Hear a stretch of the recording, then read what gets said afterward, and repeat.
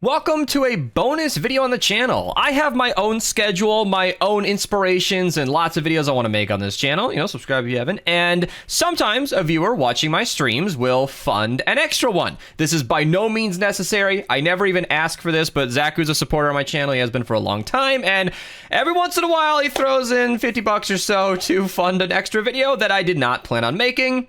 This is one of those. So we're going to be checking out the Blastotron 9000, and I'm really thankful that he recommended this weapon because I've been wanting to kind of cover this for a long time because Archer has been a fan of using this on his defenders for a while. So usually when I talk about bugs, they get patched. Epic has seen my videos, and I can't help that, but this is a thing in the game.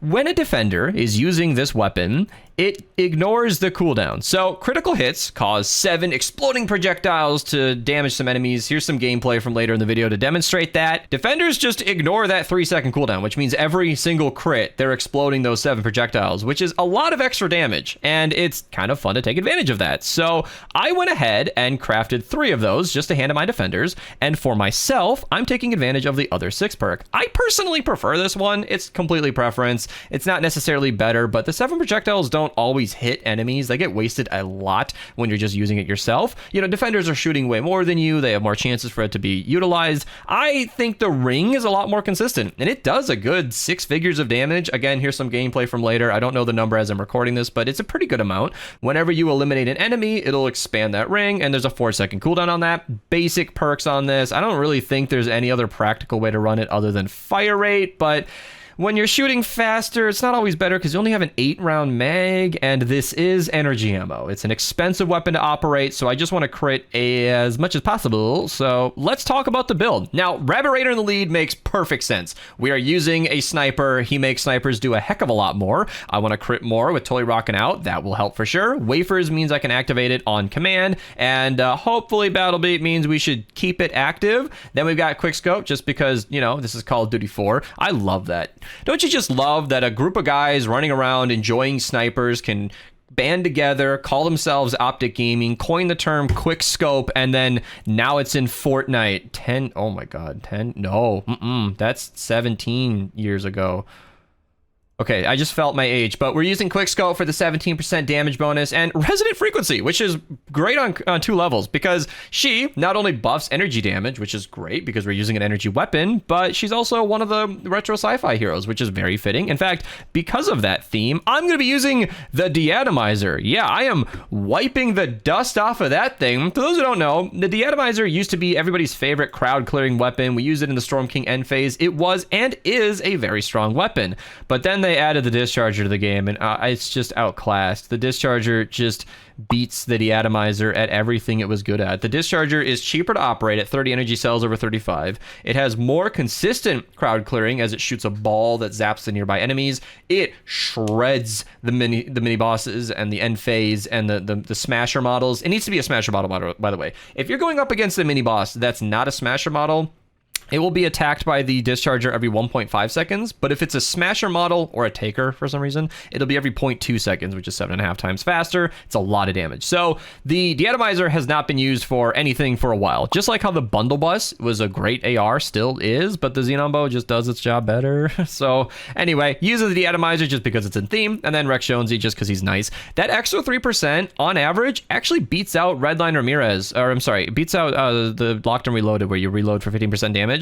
He's just slightly better and more consistent because he's not contingent on a reload, and we usually have our health. So yeah. All right, first clip of the video, going up against a mist monster here. It yeah, died really quickly. Did you guys know that the Blastotron is actually a pretty strong weapon? Obviously we were critting there, but yeah, as I'm running out of ammo, it reminds me that Demon Gamer mentioned that he is running Star Spangled Headhunter, who is responsible for the insane rocket loadout that I've shown on the channel. When she war cries, you have a 50% chance not to consume ammo, so that's gonna be nice. And I believe Zaku, who funded this video, is running Boom Base, which is going to increase our crit rating and our damage. Correction, and some more zombies to kill. He said it's in the support, but still, it's going to be a nice bonus. He's running a shotgun build with her in support, so you can see my ammo is just not going down sometimes. Really nice to have when you only have 8 bullets to work with, but these babies are nothing. We should move on to a smasher or something. Ooh, I swing faster because of Warcry. I dig it. Ooh, right over here. Pop a little wafer and get to it. So this is fully automatic, by the way. Kind of convenient. Oh, wow. That did less than I expected. But yeah, you can see the expanding ring of damage actually did some pretty good good damage, as you'd expect. Let's check that out again. So we've got a bunch of enemies all crowded up here. Let's see that expanding ring in action. So if we kill one target, actually did pretty well, and there's no cooldown on, oh no, it's a 4-second cooldown, so it's a little bit less often than the projectiles, but still does a pretty okay amount and gives an otherwise single target weapon some relatively consistent crowd clearing. Always got to kill the glowing animals. They're such an excellent resource for farming. You get free stuff, basically. There's a smasher breathing next to me. Yep. I never even saw him, but I heard him. All right, let's back up a second here. Pop the wafer. How much damage did that do? Okay, less than healing death burst, but we got to back away from those bombs, get unlucky with the crits, and honestly, that's not enough damage when it's not critting. You really got to be critting, so Boom Base is going to help a lot later. All right, we are definitely going to need the deatomizer here because there are just way too many enemies around. So here's what I'm thinking. I will focus on the big targets with my Blastotron here, and then I'll focus on the crowds with the deatomizer where necessary. Maybe I could focus on the fatties while I'm running around here. Then, yeah, perfect. We could just shoot that into the crowd. So we're just going to shoot the deatomizer into the crowd, activate Totally Rocking Out with Battle Beat, kind of move away from the exploding death bombs, and honestly, working fairly well. Enemies are dying really easily, and I am completely okay with it. Move that guy out of the way there. Okay, bullets are going straight through him. Typical Fortnite save the world. Checks out. Eat some wafers, because wafers, okay, this is kind of a common misnomer. Wafers don't actually heal you. It's only when the Totally Rocking Out team perk is activated that you get health from the team perk at all, and the wafers just activate the team perk. So the wafers actually have no healing whatsoever, but they kind of do. It's kind of weird, kind of complicated, but also pretty simple. So that went a lot smoother than I thought it would. So yeah, let's see if we can find another big target. Another great way to heal, by the way, is to just use a healing pad. They do a great job. All right, we got a big target. Let's, can we, oh, the crow ran away. Let's see how long it can survive. Probably 2 crits. Yep, that's about on par. When this weapon came out, I remember Rounded Tic Tac made a video calling it the new Mist Monster Killer, and that's pretty accurate. This weapon is very good at killing high-level targets, but they don't really last very long, so makes it kind of tricky to record a video on that. Ooh, what kind of range do we have? You know, it is a sniper after all. Okay, first shot accuracy was the only way we got any damage done. Otherwise, pretty strong. But then, of course, individual targets without that expanding ring, they're a little hard to pick off. And at 1 energy cell each, it's really difficult to not just use a Xenon bow right now. So this weapon strength is certainly individual targets. I think we can start the defense now. Maybe target some smashers and mist monsters and have some fun with that. Also, before I cut away, let's actually get close to the base because we have Boom Base active now. And let's see. Normally we've got 43%. If we get in range of Boom Base, once you start to hear the music, now it's a 50% crit chance without any help. If we eat a wafer, switch right away, 74% chance to crit. That is going to be a lot of fun. Let me get my defenders down. Let's get this defense started. I figured some of you might be interested in my defenders. I do have a defender video, link in the description down below. It mostly focuses on obliterators because I really like that they can shoot through walls and it's a really good thing to use in that regard. I don't know how much ammo. You guys get 600, I guess, but at least this way you guys can see the perks like damage, crit rating. Upping the crit rating a little bit will help.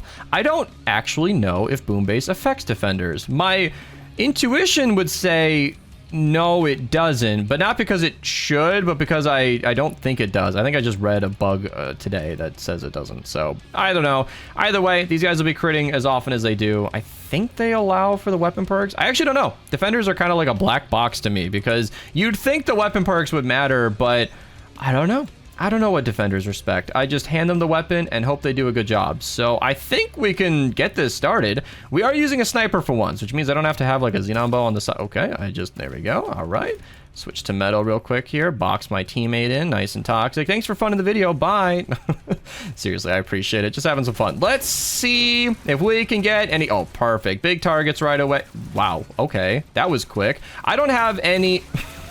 I don't have any traps down, but it looks like I scarcely need it. Now, yeah. Let's pay attention to these defenders. So you can see every single time they shoot, it crits. Or every time they crit, it expands. So not every shot is a crit, but every crit does expand without cooldown. It's really cool to see it. And yeah, these Mist monsters are getting a little close, but with a 50% chance to crit, oh man, if you don't crit, with a 50% chance to crit, it's not at all necessary. Like, these wafers are only increasing my chance to crit by 24% as opposed to the normal 40 or so. It's a crit rating. Crit rating is on a sliding scale that's kind of diminishing returns, but yeah, this is actually really strong. Like, this is a fun defense. Like, if you have all these look at that damage. If you have all these defenders active and you're using the weapon yourself, you could just have Blastotron time. Now, how much ammo are they at? Okay, 30. Yeah, okay. I believe 600 should last the entire defense. I know I'm supposed to be shooting the weapon to showcase it, but I really want to pay attention to these defenders, because after they reload, you can see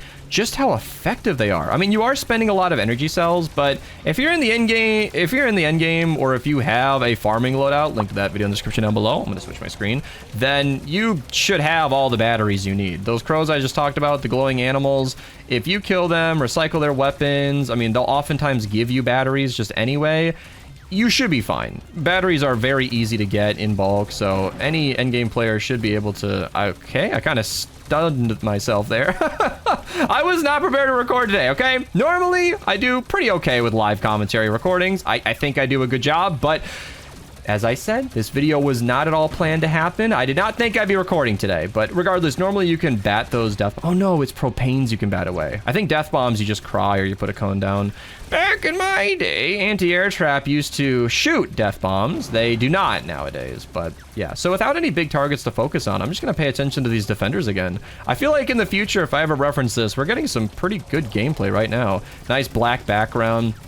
And the nice teal blue orbs just expanding out look really cool. And this can be happening the entire game. Like I said, the exploding rings or exploding bombs here, they don't always do much for you as a player, but with defenders, they are just shooting, reloading, shooting more, and they are going to be doing this the entire game, which is really, really effective, and it just attacks all the enemies so nicely. Defenders are also really effective versus flingers. They don't always shoot because, you know, with 8 ammo, they do have to reload eventually, but they are really good at taking these guys out of the sky. So I always feel like anti-air trap is for like lava projectiles and the bones that get thrown, and then flinger projectiles, the enemies themselves, are well taken care of by defenders. So I've always said that like sniper defenders are kind of like upgraded anti-air trap. How much damage do we do versus a smasher? Yeah, not a ton. It is kind of less than I expected here. Let's see. So if we're critting, I mean, we're doing like 500,000, but smashers have very close to 5 million health. That's a lot. That's a lot. And that's why the Blastotron 9000 doesn't really get used a lot by me. It's not an extremely strong... How did we get up here? It's not an extreme... Oh, I put an anti-air trap. Uh-oh. It's not an extremely strong weapon. It's kind of capped with normal mist monsters. Like this Taker, for example, should be pretty easy. You know, one shot goes down pretty easy. And it is also locked to energy, I should add. So for an elemental smasher, we're only going to be doing 75% of our normal damage. And extraterrestrial Rio adding 20% isn't going to save me. I am at full shield for pretty much this entire time, but yeah, I think we have a bit of a quiet period now. I'm gonna do it. Yeah, even as a YouTuber recording a video, you can't just ignore all this loot on the ground. In fact, as I feel like a bad content creator running around getting the loop, I'm realizing I've read comments in the past from those of you who appreciate that I still loot in my games. Like, I am not an endgame player who just sleeps on a hoard of resources and forgets that farming is important. If I see efficient parts on the ground, I can't help myself. I gotta go pick them up because it's right there and they will despawn. So go get them. You know, that's a great resource for farming. Like, a lot of people think that clip is the best and only way to get sunbeam. Quite the opposite. You know, if you pick up the loot on the ground, the tier 5 loot. So mist monsters can drop sunbeam, but tier 5 loot, meaning like efficient parts and oxidized mineral powder, that can land on the ground. I think carved twine, yeah, as well. So I don't really pay attention to it. I just pick it up. So that's a really good resource. And if you kill the glowing animals, recycle their weapons, recycle the traps, these are all really good sources of sunbeam. And if you make a habit of picking up loot from the enemies that you kill in game, and if you make a habit of killing the glowing animals, target practice, storm chest, recycling weapons that you loot, you should be able to profit on sunbeam every game. Because I understand, like, you can see the durability going down on these defenders. Using, as I am right now, essentially 4 primary weapons in one game, all taking energy cells. Pretty expensive way to play, but all right. let's see how well this can do. Pop a war cry, eat a wafer, single target. Actually pretty good. I'm probably going to be getting some help from my defenders. My teammates know I'm recording a video and they were instructed to leave this alone and they are currently ignoring me, but we kind of saw what we needed to see. We were struggling with smashers earlier, so we all know that like it's not that strong. You can see there's some sunbeam on the ground. It's interesting. This weapon is good enough to like 1 or 2 shot some big boys, but when you go up against a smasher or a mini boss, it kind of struggles. That 6 perk abuse though is really nice to see. I'm back on the defenders because it's so effective. You can see those exploding rings, those exploding projectiles rather, happening all throughout the game. There we go, some oxidized mineral powder on the ground. The Eternal Wanderer, the brand new hero that got added to the game, would be really nice in a situation like this. I do have kind of a stacked loadout though. Extraterrestrial Rio, like I said, her 20% is more than Rex Jonesy, so long as I have shield, which I don't currently because I'm playing kind of aggressively, but her 20% is not that strong, but I don't know. Movement speed, not really adding much to this build when if I'm playing smart, I should be standing up here and taking care of my defenders. There we go.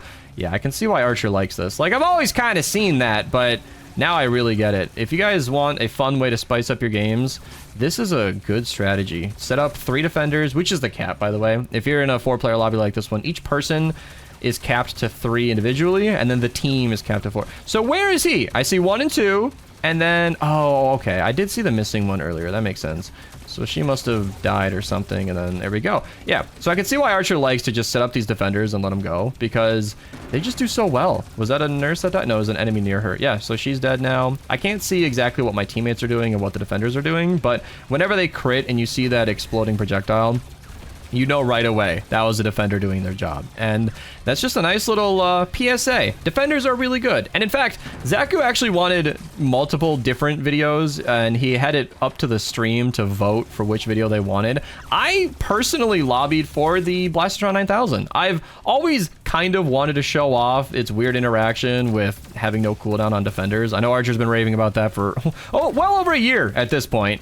And it just never went to the top of my priority list, so having a nice excuse to record a video on this topic meant I could show it off to everybody all at once, and, you know, I'm glad to have done that. Thank you again, Zaku. So, yeah, that's the Blastotron 9000. Mostly a defender weapon, but if you want to use it yourself, it definitely has some merit. It's not a bad weapon. It's not a great weapon. With weapons like the Xenon Bow and the... Well, actually, I never used my deatomizer in the game.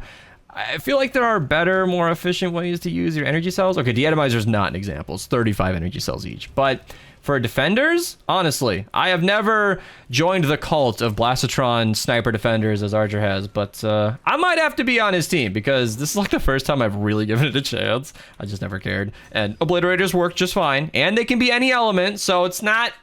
like Blastotron's the only option, but I can see the fun, and it's definitely worth trying. So thank you again, Zaku. Thank you to you guys for watching. If you guys liked the video, leave a like. If you've been binging my videos today, I know my average views, like my average videos watched per viewer is like 6 or something. So if you're on like 3, 4, or 5 on your binge today, maybe consider subscribing. You know, I think it's worth a thought. You don't need to, no pressure. Just saying, it's an option. A couple of videos recommended here at the end. I'll see you guys next time, and have a good rest of your day.